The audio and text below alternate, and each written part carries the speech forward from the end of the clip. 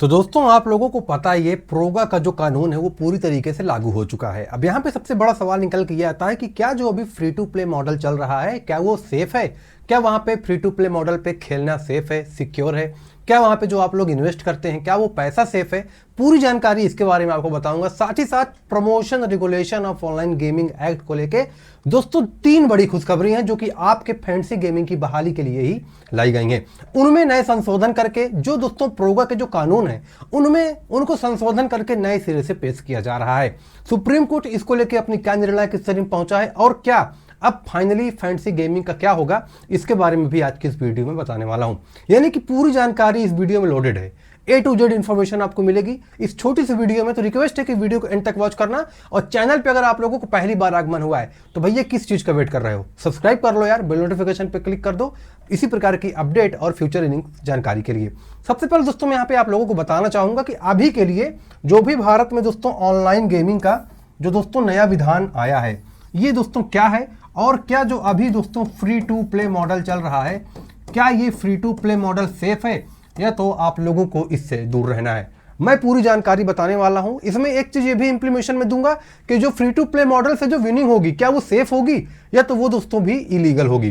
तो पूरी जानकारी आपको मिलने वाली है। सबसे पहले एक चीज आप लोग ये समझ लीजिए कि दोस्तों 1 मई 2026 से जो लागू हुआ है promotion and regulation of online gaming rules, इसका दोस्तों संपूर्ण विश्लेषण जिसमें दोस्तों R&D टाइप्स के गेम जिनमें पूरी तरीके से प्रतिबंध लगा है और ई स्पोर्ट के में जो भी अपडेट्स आई हैं क्या जो भी इस प्रकार के एप्लीकेशंस हैं क्या इनको पूरी तरीके से शट डाउन कर दिया गया है, इसके बारे में बताने वाला हूं। तो आइए वीडियो में आगे बढ़ते हैं। दोस्तों सबसे पहले मैं आप लोगों को बताना चाहूंगा कि जो गेमिंग रूल्स 2026 के लगे हैं उनमें क्या चीजें लीगल हैं, क्या चीजें चल रही हैं और क्या चीजें गवर्नमेंट ने पूरी तरीके से बैन की हैं। सबसे पहले दोस्तों देखा जाए तो गेमिंग रूल 2026 क्या कहता है और इसका जो एक ऐतिहासिक बदलाव रहा है, भाई इतिहास में ऐसा पहली बार हुआ है जब इतने बड़े लेवल का कानून या नियम बनाया गया जहां पे दोस्तों जो भी R&D टाइप्स के गेम्स हैं उनमें दोस्तों पाबंदी लगाने की बात बोली गई और ई स्पोर्ट्स जैसे गेम्स को बढ़ावा देने की बात बोली गई है। अब ई स्पोर्ट गेम दोस्तों ये होते हैं जो आप लोग फोन में खेलते हैं जैसे कि BGMI है ना, फ्री फायर, इस टाइप के गेम्स को ई स्पोर्ट गेम बोला जाता है। अब दोस्तों यहाँ पे इसका जो मुख्य उद्देश्य है इस बिल का क्या है, इस बिल का जो मुख्य उद्देश्य वो ये कहता है कि फाइनेंशियली नुकसान को रोकना और भारत को एक ग्लोबल गेमिंग हब के रूप में स्थापित करना। ये जो हमारे यूनियन IT मिनिस्टर अश्विनी वैष्णव है ये उनका कहना है कि ये भारत को इस तरीके से रिप्रेजेंट करना चाहते हैं। अब यहाँ पर दोस्तों जो परामर्श की बात बोली गई है वो ये है कि 2500 से अधिक स्टेक होल्डर्स यानी कि इंडस्ट्री बॉडीज, लीगल फर्म्स और एक्सपर्ट्स इस विस्तृत सुझाव के आधारित पे ये जो बयान है, ये जो कानून है इसको बनाया गया है।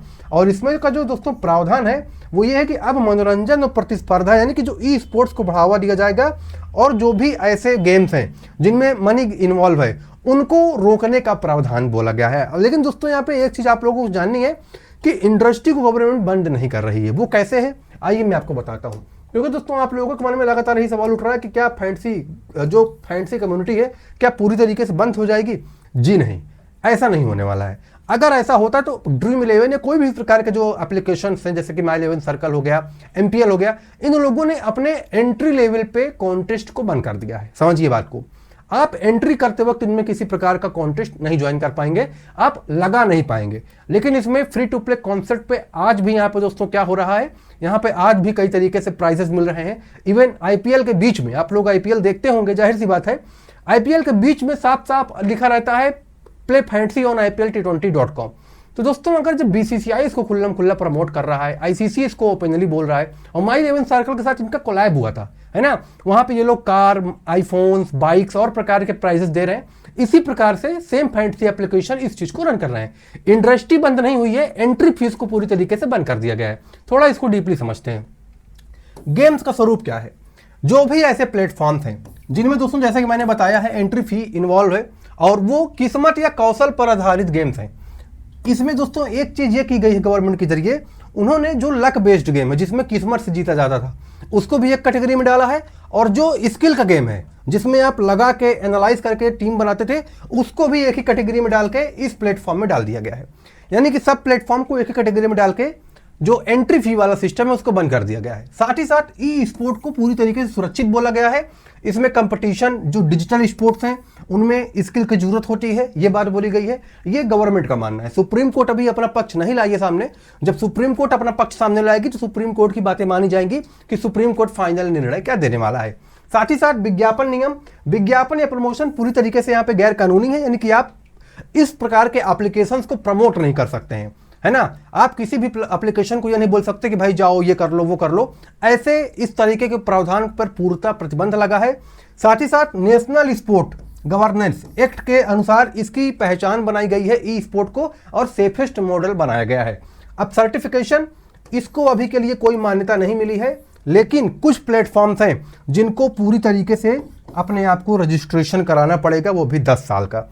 अब उनमें क्या प्लेटफॉर्म्स आते हैं, क्या उसमें ड्रीम 11 का भी नाम है, क्या उसमें माई 11 सर्कल का भी नाम है, तो मैं आपको बता दूं कि अभी जब तक सुप्रीम कोर्ट की तरफ से कोई निर्णायक फैसला नहीं आता है, कंपनी अपनी तरफ से आगे नहीं आएगी। बैंक ट्रांजैक्शंस जो फ्री टू प्ले कॉन्सेप्ट पे चल रहे हैं वो लगातार चलते रहेंगे, लेकिन एंट्री फी पे काफी ज्यादा स्ट्रिक्टनेस लगी है। अगर आप किसी अदर ऑफशोर एप्लीकेशन पे खेल रहे हैं तो अलर्ट रहिए, ओनली ट्रस्टेड प्लेटफॉर्म पे ही भरोसा करिए, किसी भी ऐसी वैसी साइट पे ना जाइए बिना किसी जानकारी के।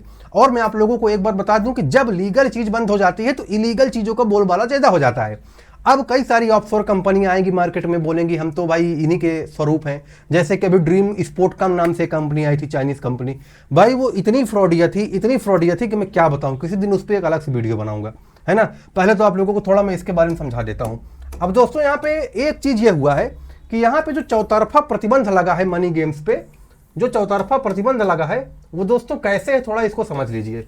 ठीक, सबसे पहले बैंक और payment gateway money gaming platforms के किसी भी ट्रांजैक्शन को प्रोसेस करने पे यहाँ पे रोक लगाई गई है कि जो इस प्रकार की गेम है जिसमें एंट्री फी का प्रावधान है उसमें ट्रांजैक्शन बंद किया जाए।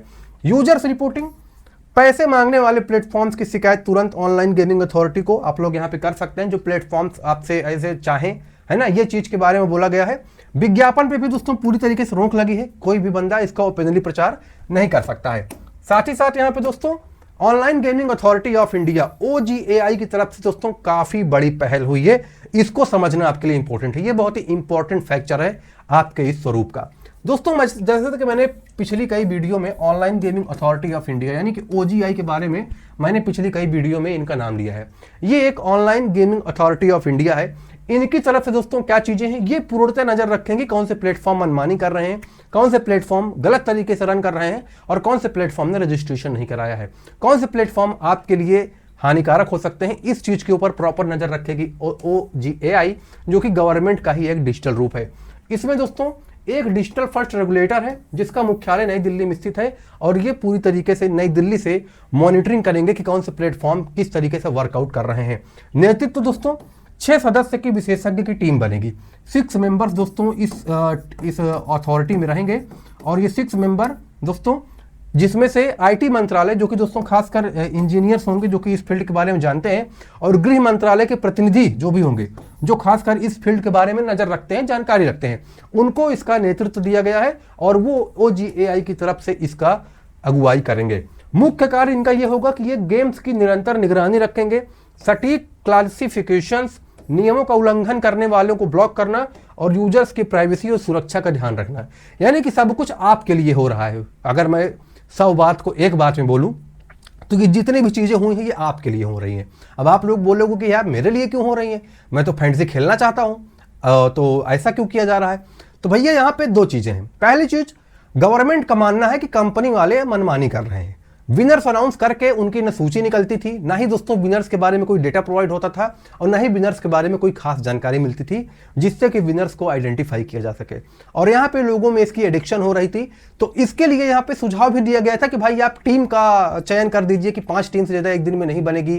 कॉन्टेस्ट को लिमिटाइज कर दीजिए कि इतने से ज्यादा आप कॉन्टेस्ट नहीं ज्वाइन कर पाओगे। उसमें दोस्तों वीडियो वेरिफिकेशन कर दीजिए कि बच्चे इस प्लेटफॉर्म में ना आए, प्रॉपर KYC लगे, आधार कार्ड लगे।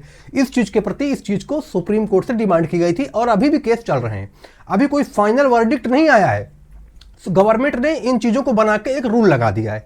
अब इसको सुप्रीम कोर्ट अपने नजरिए से देखेगी और उसके बाद वो वेरीफाई करेगी कि क्या ये चीजें पूरी तरीके से सही हैं, देन सुप्रीम कोर्ट अपना फाइनल डिसीजन लाएगी। साथ ही साथ 90 दिन का गेम क्लासिफिकेशन प्रोसेस यहाँ पे दोस्तों बनाया गया है। वो क्या है, इसको थोड़ा सा आप लोग यहाँ पे समझ लीजिए। 90 दिन का गेम क्लासिफिकेशन प्रोसेस क्या है?